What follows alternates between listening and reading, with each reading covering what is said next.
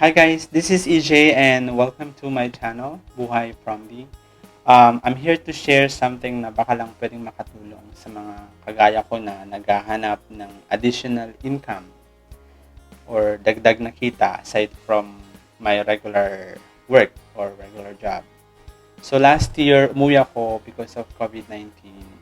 So naisip ko, sabi ko, sayang naman kung um, nakatambay lang ako or nakatanga lang ako during my free time. So, nagrent ako ng bukid.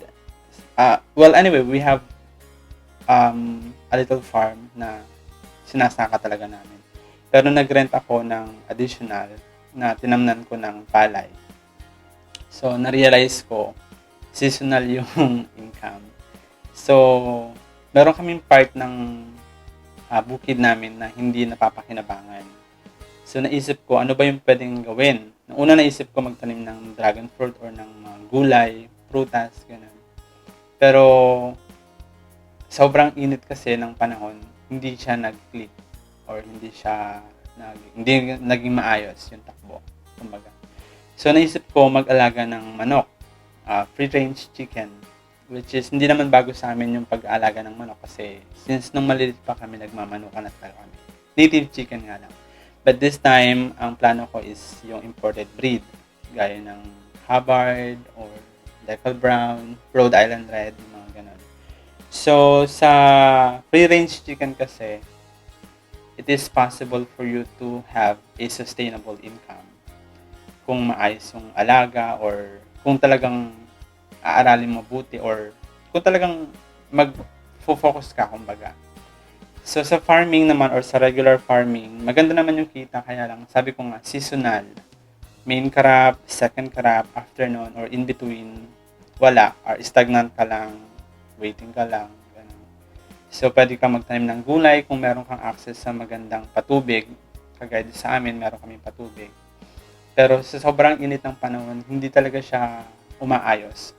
So, naisip ko, sabi ko, since nag-aalaga na rin lang naman kami ng mga manok, itry ko nang mag-alaga ng free-range chicken or ng mga may breed nga na manok, which is you have the option to choose kung gusto mo ng dual type like meat production slash egg production or gusto mo mag-focus sa egg production lang. So, sa free-range chicken kasi, it's all year round. Kumbaga, pag nag-start na silang mangitlog, dire-diretso araw-araw meron kang kita. Unlike sa regular farming na magpapalay ka, you have to wait like couple of months bago kaumani or bago bumalik yung kita, yung ginastos mo. Well, same naman sa pag-aalaga ng manok. Kung mag-start ka with fertile eggs or chicks, kailangan mo siyempre supportahan hanggang sa lumaki hanggang sa magsimulang mangitlog. Unless meron kang budget, gusto mo mag-start with RTL or ready-to-lay chicken, wherein mangingitlog na sila pagdating sa'yo or pagka-deliver nila sa'yo. So, maghihintay ka na lang ng maybe 1 linggo or 2 linggo, mamumulot ka na ng itlog or mangingitlog na sila. So, sa akin, nag-start ako with fertile eggs. Ito. So, fertile eggs, bakit? Kasi, maliit lang yung budget ko. Pag nag-start ka kasi with RTL, medyo pricey siya pag binili mo yung manok. Unlike with fertile eggs, nag-range lang siya from 15 pesos to 38 or maybe 40 pesos siguro sa iba. Pero itong mga nabili ko is 15 pesos siya per piece. So, fertile eggs, kung meron kang number 1, syempre incubator. Hindi naman yan mapipisa kung wala kang incubator. Unless meron kang native chicken na marunong umupo or inahin na nangingitlog, papalitan mo yung itlog nila ng itlog na fertile eggs na binili mo para sila yung uupo, para mapisa. Pero sa akin kasi, ang gamit ko is incubator. So, ayun nga. Nag-start ako ng couple of eggs. So, yung first batch ko is Hubbard or Saso. Medyo malalaki na sila. Turning 7 weeks na yata sila this coming week. And yung second batch ko is Decal Brown and Rhode Island Red. Merong mga breeder kasi na medyo mahal yung benta nila. So, kung masipag ka maghanap online, makakabili ka talaga ng mura na mga breed or ng fertile eggs. But there are things na kailangan mong i-consider kapag mag-aalaga ka ng manok or kung magmamanok ka. Siyempre, number one dyan yung location or yung ranging area. Dapat meron silang malawak na pwedeng, ano ba to? Parang pastulan, kumbaga, or pwede nilang puntahan or pasyalan, parang ganun. Second dyan, syempre dapat meron silang bahay. Kasi hindi yan parang native na manok na pwedeng sumampalang sa puno kapag hapon na or paggabi na. And then, brooding house, kung mag-start ka with fertile eggs at magpapapisa ka ng itlog, kailangan may brooding house ka para sa mga chicks mo.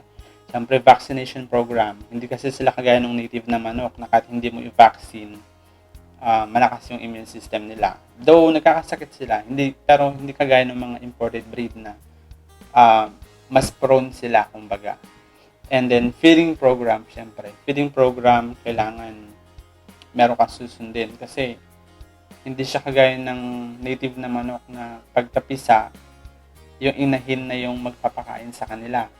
And then, bibigyan mo lang sila ng mga tira sa kusina or, alam mo, yung mga pagkain na pwede nilang kainin, prutas, ganyan, tira-tira.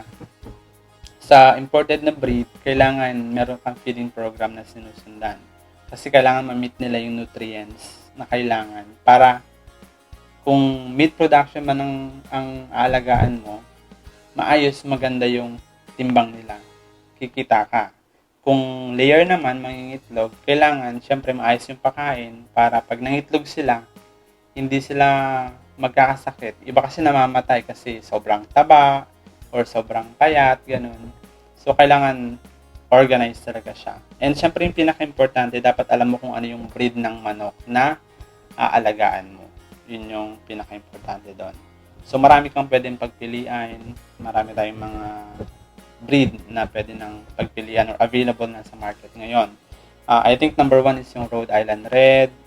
Meron ding Black Astrolorp, Decal Brown, Hubbard or Saso. So sa akin ang napili ko is nag-start ako with Hubbard kasi yun yung available na fertile eggs dun sa asawa ng bayaw ko. So meron silang alaga. So dun ako kumuha. Pero naubos na kasi yung tandang, yung rooster. So wala nang fertile eggs. So naghanap ako online and ang nakikita ko na available is yung Rhode Island Red at saka yung Decal Brown. So yun ngayon yung nakasalang sa aking incubator. Next time papakita ko sa inyo yung incubator ko at saka yung brooding house ko at saka yung mga chicks din namin na napisa na. Meron pa kaming parating kasi na chicks this coming next week actually. And the coming weekend. Yun yung third and fourth batch namin. Sana marami mapisa. So, again, kung bago ka pa lang dito sa channel ko, you can subscribe and hit the notification bell para updated ka sa mga video na i-upload ko. Thank you so much for watching.